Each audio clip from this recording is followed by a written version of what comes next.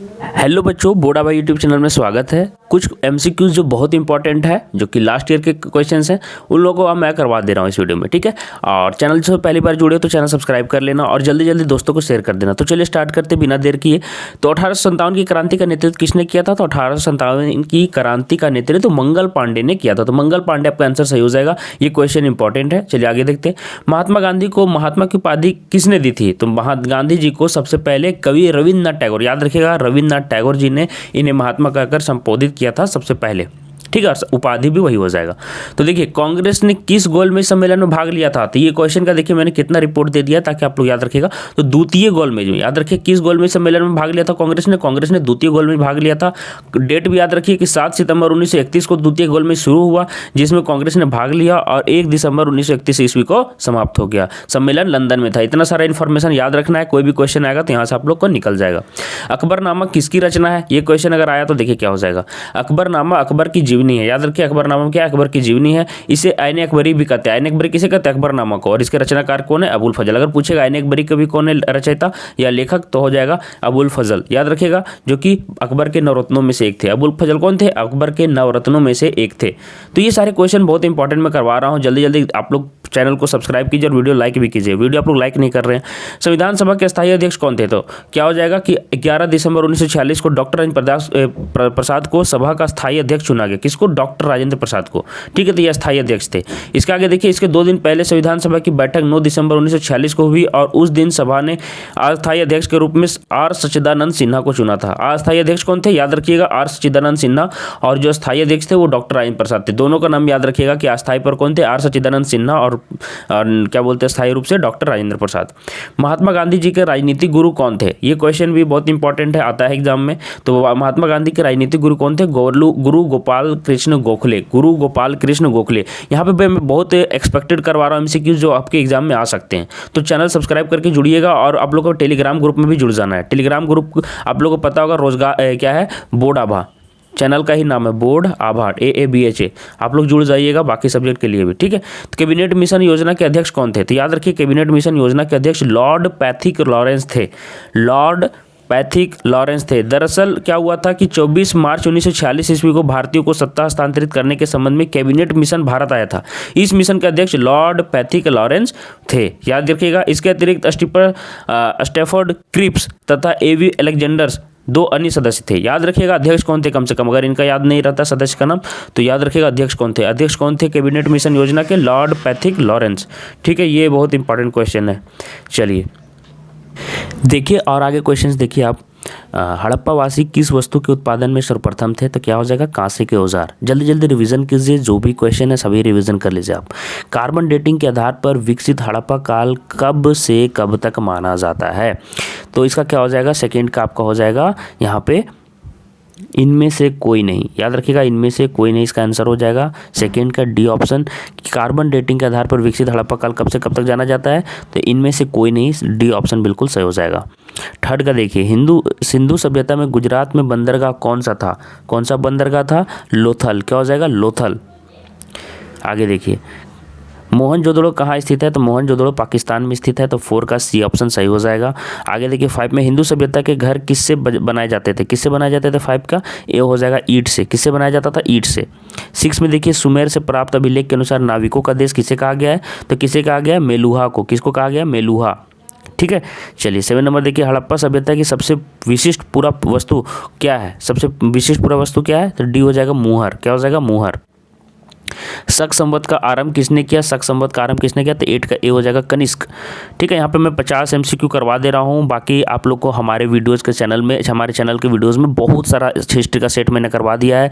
आप लोग हमारे चैनल के हिस्ट्री वाले सेट्स में देखिए, अभी वीडियोज़ में जाके देखिए, अभी दिखा दूंगा कैसे देखना है, सभी कर लीजिए, आप लोग को बहुत फायदा हो जाएगा। निम्नलिखित में से भूमि अनुदान की प्रथा किसने आरंभ किया था? तो 9 का आपका हो जाएगा बी, सातवाहन ने भूमि अनुदान की प्रथा स्टार्ट किया था। आगे देखिए, अरबों ने सिंध पर कब विजय प्राप्त किया? अरबों ने सिंध पर, ठीक है। तो यहाँ पर 10वां का क्या हो जाएगा? ए हो जाएगा 712 ईस्वी। फिर आगे देखिए पूछ रहा है कि वेंगसंग किसके दरबार में भारत आया था? तो किसके आया था? तो 11 का सी हो जाएगा हर्षवर्धन। क्या हो जाएगा? हर्षवर्धन। 12 नंबर क्वेश्चन, चंद्रगुप्त द्वितीय की पुत्री प्रभावती का विवाह किस वंश के राजा के साथ हुआ था? तो 12 का आपका ऑप्शन नंबर क्या सही हो जाएगा? D option, Vakataka. क्या हो जाएगा? वाकाटक। प्राचीन काल में सुदर्शन झील किस राज्य में था? तो क्या हो जाएगा? गुजरात। सुदर्शन झील किस में कहाँ था? गुजरात में था। आगे देखिए, माहिष्मती किस महाजनपद की राजधानी थी? तो 14 का क्या हो जाएगा? बी, अवंती की राजधानी थी माहिष्मती। आप लोग माहिष्मती बाहुबली फिल्म में भी सुने होंगे। धम्म का सिद्धांत किस शासन के द्वारा किया गया था? तो धम्म का शासन 15 का बी हो जाएगा, अशोक के द्वारा किया गया था। ठीक है। 16 में देखिए पूछ रहा है कि 5वीं शताब्दी में निर्मित देवगढ़ का मंदिर में किसकी मूर्ति थी? तो क्या हो जाएगा? 16 का आपका बी हो जाएगा, विष्णु जी की मंदिर थी। थेरवाद किस धर्म से संबंधित है? तो थेरवाद किससे संबंधित है? बी हो जाएगा, बौद्ध से संबंधित है। चलिए आगे देखिए, भिलसा टोड्स है ना के लेखक कौन थे? तो भिलसा टोड्स के लेखक क्या हो जाएगा? 18 का ए हो जाएगा, अलेक्जेंडर कनिघम। अलेक्जेंडर कनिघम। विहार का संबंध से है, तो विहार का संबंध किससे हो जाएगा? 19 का बी हो जाएगा, बौद्ध से। क्या हो जाएगा? बौद्ध से।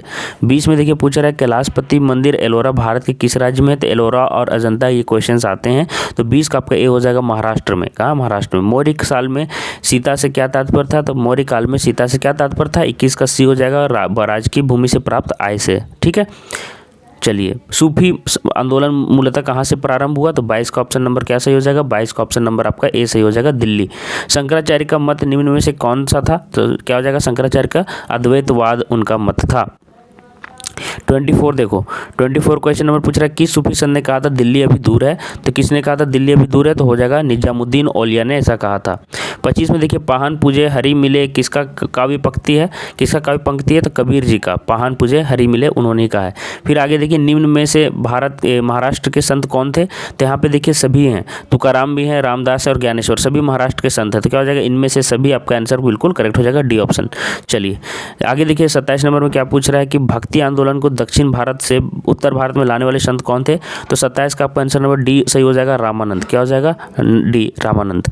आगे देखिए 28 में पूछ रहा है कृष्णदेव राय के दरबार में तेनालीरामन किस पद पर थे? तो तेनालीरामन कृष्णदेव राय के किस पद पे थे? तो हो जाएगा 28 का ए, परामर्शदाता थे। क्या थे? परामर्शदाता। ठीक है। आगे देखिए, अमरम का क्या अर्थ होता है? अमरम का अर्थ पूछ रहा है, तो 29 का डी हो जाएगा, जागीर हो जाएगा। क्या हो जाएगा? जागीर। इनमें से किसे आंध्र भोज कहा जाता है? आंध्र भोज किसे कहा जाता है? 30 का देखिए कौन सा आंसर सही हो जाएगा? 30 का आपका ऑप्शन नंबर डी सही हो जाएगा, कृष्णदेव राय। आगे देखिए, विजयनगर किस नदी के तट पर स्थित है?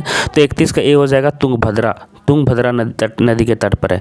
विजयनगर के महान साम्राज्य के अवशेष कहाँ पाए जाते हैं? तो 32 का आपका क्या हो जाएगा? सी ऑप्शन सही हो जाएगा, हम्पी। तो सारे के सारे क्वेश्चंस में इतने जल्दी करवा रहा हूँ ताकि आपको प्रैक्टिस हो जाए और एग्जाम में आपको जाके फायदा हो जाए। जो भी क्वेश्चन जहाँ पे लग रहा है कि आपको कंफ्यूजन है, आप लोग ध्यान से रोक के वीडियो देख लीजिए। विजयनगर का राज्य का प्रथम राजवंश कौन सा था? तो क्या हो जाएगा? 33 का सी हो जाएगा, संगम वंश। क्या हो जाएगा? संगम वंश। विजयनगर राज्य का प्रथम राजवंश पूछ रहा है। तंबाकू सेवन सर्वप्रथम किस मुगल सम्राट ने किया था? तंबाकू का सेवन सर्वप्रथम बोल रहा है, तो तंबाकू का सेवन किया था अकबर ने। किसने? अकबर ने। याद रखिएगा, एक बार में ये सब सुनिएगा, याद हो जाएगा। फिर देखिए, सैनिकों द्वारा लूटा गया युद्ध का संपत्ति का 1/5 भाग राज्य को जो प्राप्त होता है उसे क्या कहा जाता है? तो क्या हो जाएगा? इसको आपको कमेंट करना है। ये क्वेश्चन का कोई आप लोग को आंसर कमेंट करना है, सभी को कमेंट करना है इसका आंसर।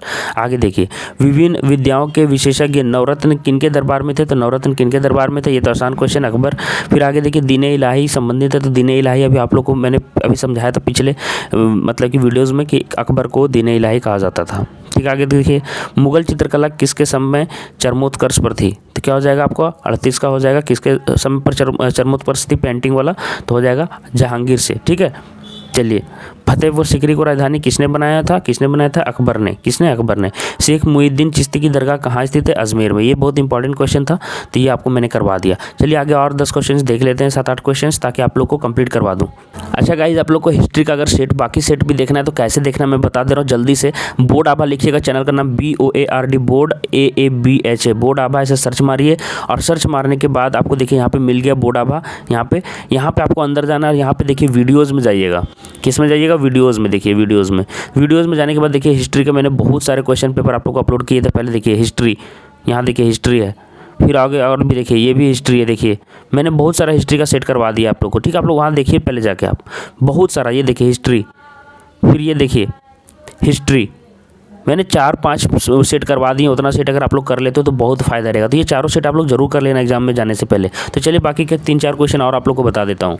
तो टेलीग्राम में जुड़ना है तो देखिए टेलीग्राम का भी मेन ग्रुप का यहाँ पे दिख रहा होगा नाम, बोर्ड आभा जैक बोर्ड। यहाँ पे जुड़ सकते हैं, जैक बोर्ड करके नाम है, बोर्ड आभा जैक बोर्ड। सर्च मारिए बोर्ड आभा जैक बोर्ड, वीडियो के डिस्क्रिप्शन बॉक्स में भी नाम लिखा हुआ है। ठीक है, तो चलिए देख लेते हैं यहाँ पे कुछ क्वेश्चंस आप लोग के लिए। देखिए बाबर का पूरा नाम क्या था, तो क्या हो जाएगा जहीरुद्दीन मोहम्मद बाबर। ये भी इंपॉर्टेंट क्वेश्चन इसलिए मैं करवा दे रहा हूँ। भारत का वयोवृद्ध नेता किन्हें कहा जाता है, तो भारत का वयोवृद्ध नेता दादा भाई नौरोजी को कहा जाता है, दादा भाई नौरोजी को। तो ये भी क्वेश्चन आ सकता है। दूर फिरंगी को करने की सबने मन में ठानी थी, किसकी प्रसिद्ध कविता थी, तो सुभद्रा कुमारी चौहान। ठीक है। टॉल्स्टॉय आश्रम की स्थापना किसने की थी, तो टॉल्स्टॉय आश्रम की स्थापना किसने की थी, टॉल्स्टॉय फार्म की स्थापना गांधी जी ने की थी 1910 ईस्वी में की थी। कब, 1910 में। नौजवान भारत सभा की स्थापना किसने की थी, नौजवान भारत सभा की स्थापना 1926 में भगत सिंह ने की थी। तो इस प्रकार से देखिए मैंने काफ़ी सारे क्वेश्चंस आप लोगों को करवा दिए हैं। कम से कम मैंने आप लोग को यहाँ पे 50+ क्वेश्चन करवा दिए। ये सारे MCQs इंपॉर्टेंट थे, तो आप लोग जरूर से ये सभी करके जाइए। संविधान सभा का प्रथम बैठक कब हुआ था, तो संविधान सभा का प्रथम बैठक 9 दिसंबर 1946 ईस्वी को हुआ था। ठीक है। कहाँ हुआ था, दिल्ली के कॉन्स्टिट्यूशन हॉल में, जिसे अब संसद भवन के केंद्रीय कक्ष के नाम से भी जाना जाता है, यहीं पे हुआ था। तो ये इंपॉर्टेंट क्वेश्चन है, ये मैंने आपको करवा दिया। खानवा का युद्ध कब हुआ था, तो खानवा का युद्ध 16 मार्च 1527 ईस्वी को आगरा से 35 किलोमीटर दूर खानवा गांव में हुआ था, है ना। बाबर एवं मेवाड़ राणा सांगा के मध्य लड़ा गया था। ठीक है। तो पानीपत के युद्ध के बाद बाबर द्वारा लड़ा गया यह दूसरा बड़ा युद्ध था। तो ये सारे क्वेश्चंस आप लोग प्रैक्टिस कर लिए होंगे, तो आप लोग को जाके ऑब्जेक्टिव एग्जाम अच्छा जाने वाला है। तो आप लोग इसी तरह से जुड़ने के लिए बाकी सब्जेक्ट के लिए चैनल सब्सक्राइब कर लीजिए और अपने दोस्तों को शेयर कर लीजिए। मिलते हैं नेक्स्ट वीडियो में। आप सभी को एग्जाम के लिए बेस्ट ऑफ लक। धन्यवाद।